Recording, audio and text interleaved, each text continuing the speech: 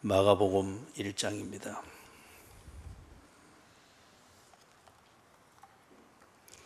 1장 14절 15절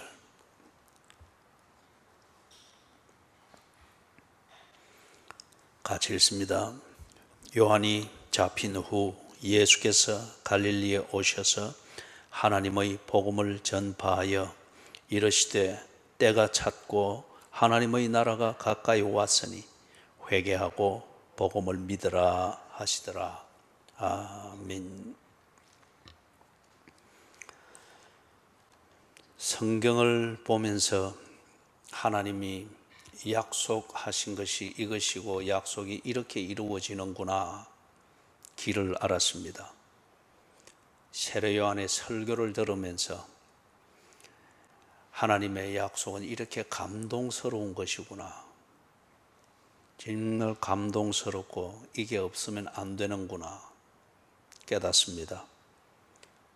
그리고 세례 요한에게 세례를 받으시는 예수님, 그 현장을 보듯이 교리를 외우고 성경을 공부하고 그리고 교회 생활과 전통을 몸에 익히면서 그 틀 안에 딱 잡힙니다.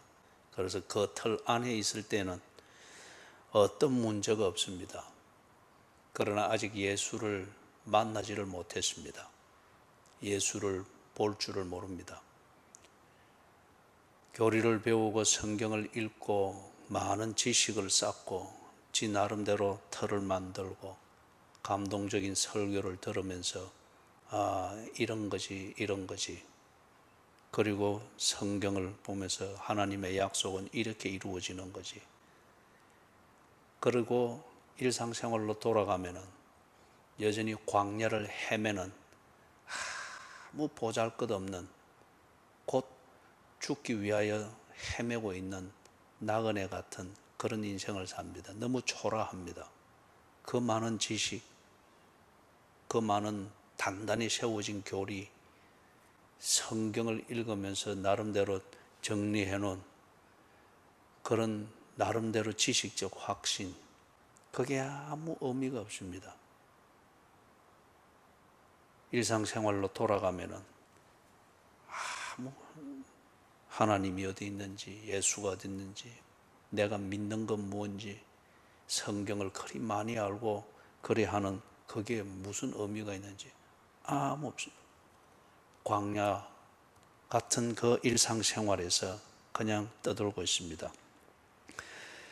예수님께서 광야에 계시고 교회에서 만나고 지식적으로 깨달은 바로 그 예수가 광야 같은 바로 네 일상에 있고 그 일상에서 네가 성경에서 배운 대로 예수가 그렇게 너와 함께하고 그 일을 이룰 것이다, 그걸 분명히 알고 광야 생활을 하도록 하기 위해서 예수님이 광야에서 시험 받으시는 이걸 보여주셨습니다. 광야에 계십니다. 그래서 14절 15절에서 하나님 나라가 가까이 왔다고 합니다. 광야를 헤매는 인생들이 어떻게든지 먹고 살고 그 다음에 살아남기 위하여서 몸부림을 치고 허둥지둥 될 뿐 결코 하나님의 통치를 받고 하나님과 교제하는 이 자체를 누릴 줄을 모릅니다. 내 삶 가운데, 광야 같은 내 삶 가운데 예수님이 계십니다. 오셨습니다. 그런데 우리는 예수님께로 가까이 가지를 못합니다. 갈 줄을 모릅니다. 그것은 예수님이 광야에서 시험을 받으시던 바로 그 세 가지 종류처럼 우리가 광야를 헤매는, 인생을 사는, 그리고 일상을 사는 우리의 관심사는 그 세 가지에 집중되어 있습니다. 돌을 떡으로 만들어서라도 어떻게든지 먹고 살아야 되겠다. 두 번째는 고생은 싫단 말이에요. 그래서 기적이라고 하는 이 요행을 통해서라도 내가 원하는 것을 얻고 편히 살고 싶다. 그걸 광야를 벗어나는 길로 여깁니다. 세 번째는 뭐라도 소유를, 원하는 것을 가지고 있으면은 광야를 견뎌내고 이기는 것이라 여깁니다. 그래서 때문에 이 세 가지에 집중하고 집착하고 있으니 광야에서 헤매고 있는 나를 찾아오신 예수지만은 예수와 너무 멀게 삽니다. 예수께로 다가갈 수 없도록 내 스스로 그렇게 산 거예요. 그죠? 그래서 예수님이 광야에서 헤매고 있는 자기 백성을 찾으러 오신 예수님이 그들 가까이 가십니다. 하나님 나라가 가까이 왔느니라. 그래서 그 다음 16절에서부터 20절에 보면은 예수님께서 제자들을 부르죠. 예수님이 제일 먼저 하셨던 것은 제자들을 만드셨습니다. 자기 가까이 오게 하신 거예요. 그리고 자기 가까이 두신 겁니다. 같이 먹고 같이 자고 그리고 같이 교제하는 이걸 할 수 있도록 무슨 종교심으로 100일 기도하고 이런 것 요구하지 않았고 예수님이 그들 가까이 가셔서 예수님 가까이 머물 수 있도록 제자를 부르셨습니다. 여러분, 그런데 여기서 이 제자들이 되는 사람들은 많이 배운 사람들도 아니고 많이 가진 사람들도 아니고 종교심이 탁 심한 사람들도 아니고 성경을 한 권을 줄줄 외우는 그런 지식이 많은 사람도 아닙니다. 아주 못 배웠고 단지 거물질하는 이게 내 천생이니 그렇게 여기면서 지극히 사는 소시민이고 그야말로 광야에서 살아남기 위해서 누구나 몸부림치는 그런 몸부림을 치고 있는 사람입니다. 어쩌면은 이렇게 산들 많은 걸 얻을 수 있는 그런 계산은 전혀 나오지 않습니다. 그러나 나름대로는 이게 그들 인생의 전부입니다. 거물질하고 거물 손보고 자고 그 다음날 또 일어나서 거물질하러 나갈 준비하고 나름대로는 꽉 찬 인생이고 먹고 살기 위해서 바쁜 인생입니다. 돌을 떡으로 만들어서라도 먹고 살아야겠듯이 이 사람들은 어떻게든지 이렇게 좀 더 가진 사람이 보면 아무것도 아닌 그런 일생을 사는 것 같으나 이 사람들에게는 거물질이 그들의 돌을 떡으로 만드는 것 같은 먹고 살아야겠다는 애착입니다. 예수님께서 이들에게 찾아가서 나를 따르라. 내가 너희로 사람을 낚는 어부가 되게 하리라. 돌을 떡으로 만들어 먹으라는 광야의 그 유혹을 예수님이 물리치셨던 것처럼 무지하기 때문에 인생이 뭔지를 모르기 때문에 그러나 먹고 살아야겠다는 이 집착 때문에 그게 뭔지도 모르고 돌을 떡으로 만들어 먹는 것처럼 먹는 것이 전부인 것으로 알고 여기는 이 사람들을 찾아갔습니다. 그리고 하나님 나라가 가까이 왔음을 예수께서 찾아가서 보여주었습니다. 그리고 21절에서부터 28절 여기서 예수님이 그 회당에 들어갑니다. 이 회당에 들어가니까 분위기는 멀쩡하고 겉은 멀쩡한데 그런데 회당의 실상은 뭐냐? 귀신이 지배를 하고 있습니다. 사람들은 그걸 모릅니다.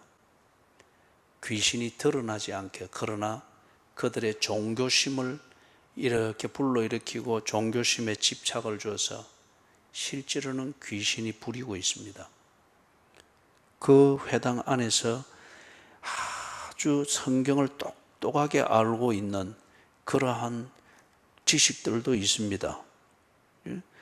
예수가 누군지, 나사렛 예수여 우리가 당신과 무슨 상관입니까? 그리고 밑에 나는 당신이 누구인 줄 아노니 하나님의 거룩한 자니이다. 성경을 똑바로 외우고 하는 사람들도 있습니다. 그리고 성경을 가르칩니다.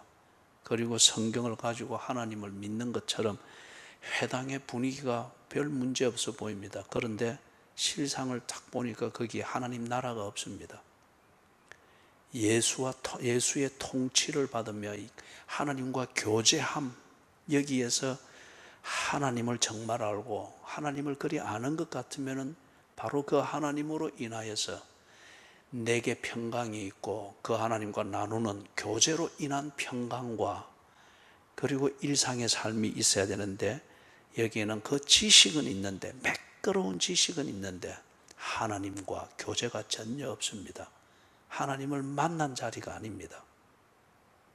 이게 오늘날 교회들이 많고, 오래된 교인들이 이런 귀신의 하수인 노릇하는, 그래서 얼마 되지 않는 교인들, 착하지만은 교회 연륜이 짧은 교인들을 지안답시고 이렇게 또박또박해서 예수 믿는 것을 체질적으로 오도시키는 그런 오래된 교인들이 있죠. 또는 그런 목사들이 있죠. 그런 장로들이 있죠. 하나님을 겉으로 아는 지식은 매끄러우나, 그런데 바로 그 지식의 주인공인 하나님을 진정 알고 하나님과 교제함이 이 회당에 없습니다. 왜 사람들이 이런 것에 현혹되어서, 그리고 그게 길인가 싶어서 광야에서 헤매는 저들의 뭔가 그 삶을 해결하기 위해서 이렇게 몰려들까요? 요행을 바라기 때문입니다. 기적을 바라기 때문입니다. 이 유대교가 특히 신비주의적 종교를 가지고 유대인들을 나면서부터 무덤에 이르기까지 그렇게 다 올가매했거든요. 그래서 그들은 그게 하나님의 백성이고 하나님의 통치를 받는 줄 알았습니다. 이렇게 나는 당신이 누구인 줄 아노니 하나님의 거룩한 자니이다. 그러나 이들이 이걸 알고 하는, 이것은 뭘 위한 거예요? 요행을 바라는 길이라 믿기 때문에 이런 성경 공부를 했고 이렇게 많이 외웠고 이런 교리의 틀 안에서 머물려고 했습니다. 그런데 문제는 뭐예요? 나가서 일상생활이 전혀 없습니다. 하나님을 알고 하나님의 통치를 알고 하나님이 내 삶 가운데 계신다, 이걸 정말 이들이 고백하듯 그리 아는 것 같으면은 광야에서 그렇게 사는 삶이 있어야 됩니다. 도망 다니지 말고, 거기서 기회주의자처럼 행하지 말고. 그런데 광야에서 삶을 언제나 도망 다니고 회피하고 피하면서 기적을 만나서 요행을 만나서 이것을 벗어나 보고자 하는 그런 귀신 같은 생각을 가지고서 이렇게 회당으로 몰려드는 거예요. 그리고 회당은 그런 식으로 가르치고 관리를 합니다. 회당장이든지 이 성직자들이 이 귀신의 하수인 노릇을 하는 거예요. 성경과 성경의 지식과 회당에서 늘 그렇게 매끄럽게 하니까 꼭 귀신 같아요. 그러나 일상생활이 전혀 없습니다. 주를 위하여 사는 삶, 이 풍랑인연하에 더 빨리 가게 하시는 그 하나님의 통치를 믿고 광야를 걸어나가는, 그래서 지 일상을 그리스도인답게 살아나가는, 이게 없는 거예요. 이거 귀신입니다.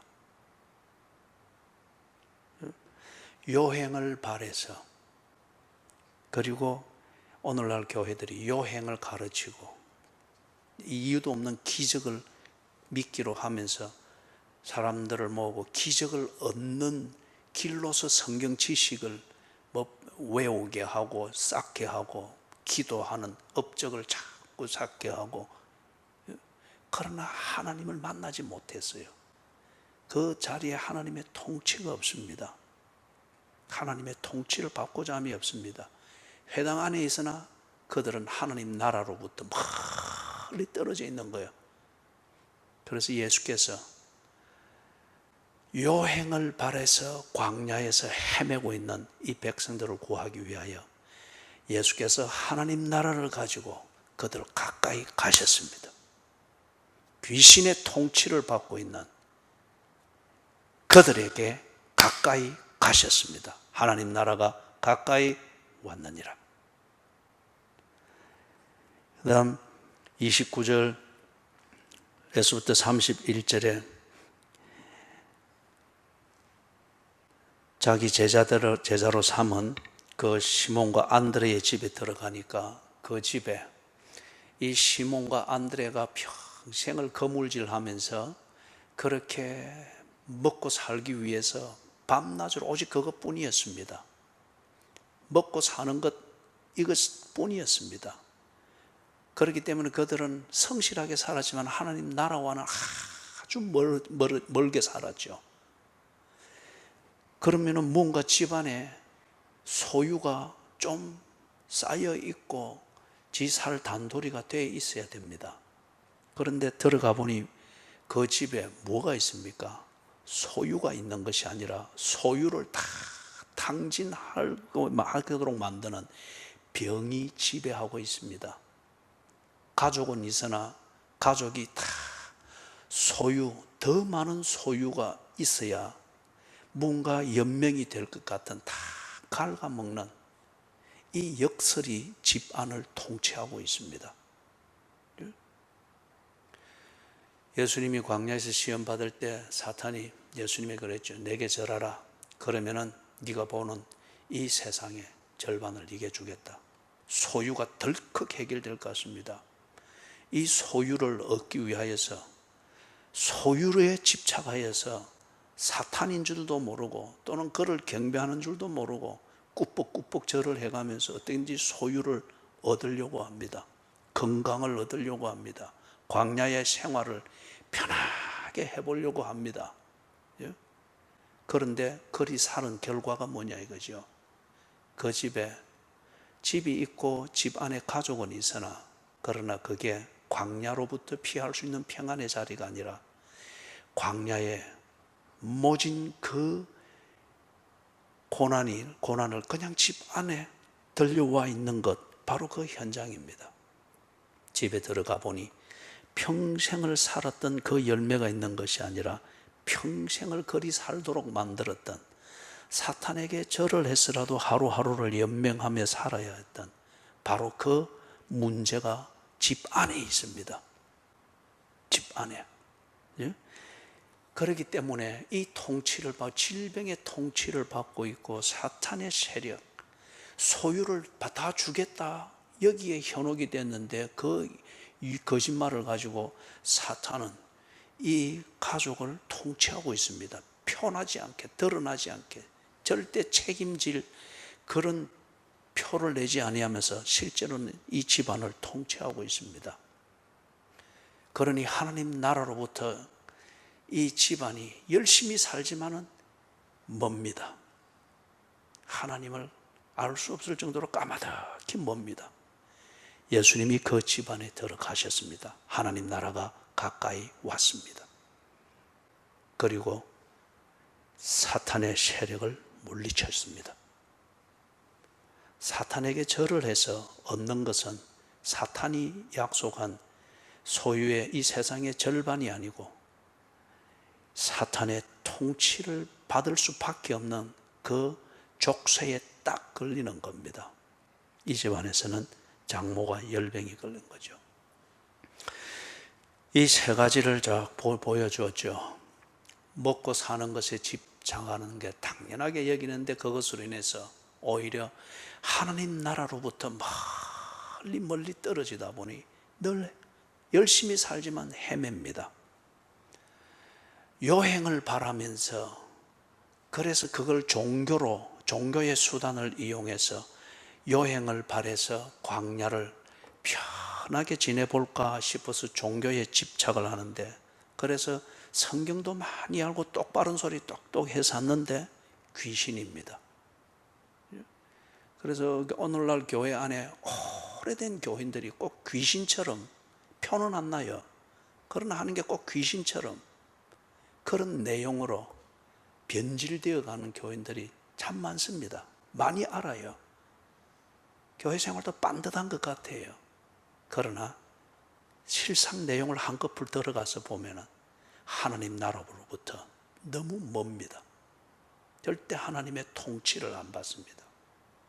많이 알 뿐, 자기 관리에 철저할 뿐 하나님과 교제함이 없습니다. 그 사람의 일상생활을 보면 됩니다. 그리고 세 번째는 많은 소유를 얻기 위하여 평생을 그리 보내면서 오직 그거 하나만 보고 집중하여 살았는데 실상은 뭐였느냐? 사탄에게 절하며 살았습니다. 그리고 그게 소유인 줄 알았는데, 집이 있고 가족이 있으면 소유할 것을 했다고 생각했는데 실제로 그것을 통치하는 것은 열병이었습니다. 사탄의 통치가 거기에 다 꼭 우리 몸에 암이 자리를 잡듯이 꽈리를 털고 앉아서 가족의 이름으로 통치하고 있고, 열심히 산다는 이름으로 통치하고 있고, 집이라도 장만해야지 하는 이 소유욕으로 사탄이 편하지 않게 통치하고 있습니다. 많은 걸 집을 장만하고 가족을 얻고 이렇게 행복할 것 같은데, 그러나 언제나 평생이 참 이 고단합니다. 평생이. 그죠? 내일 이 실상을 우리가 뒤에 40절 이하에서 좀 더 볼 수 있을 수 있기를 바랍니다. 오늘 새벽은 하나님 나라가 가까이 왔습니다. 우리가 사는 것 나름대로 집착하는 광야 생활에 열심히 사나 무언가 사탄의 유혹에 다른 것의 통치를 받더니 하나님 나라로부터 우리는 멀리 떨어져 있습니다. 그러니 헤맵니다. 우리 스스로 하나님 통치에 가까이 갈 수가 없습니다. 스스로 회개하지 못합니다. 그러니 예수께서, 광야에 임하신 예수께서 우리에게 찾아오셨습니다. 하나님 나라가 가까이 왔습니다. 그 예수를 보고 회개할 수 있기를 바랍니다. 열심히 살기 위해서 예수 믿는 게 아닙니다. 회개하기 위해서입니다. 그리고 하나님의 나라, 하나님의 통치를 받으며 하나님과 교제하기 위함입니다. 이게 광야를 지배하려고 하는 사탄의 권세에 유린당하지 아니하고 내 인생의 목적을 향하여 가는 길을 찾고 오아시스를 사용하게 되어지는 하나님 나라, 그 나라의 통치를 받으며 인생의 길 광야를 가는 비결입니다. 하나님 나라가 여러분 가정에 임했고, 하나님 나라가 성실히 땀 흘려 일하는 여러분의 현장에 임했고, 하나님 나라가 여러분의 교회 생활 안에 임해 있습니다. 찬송가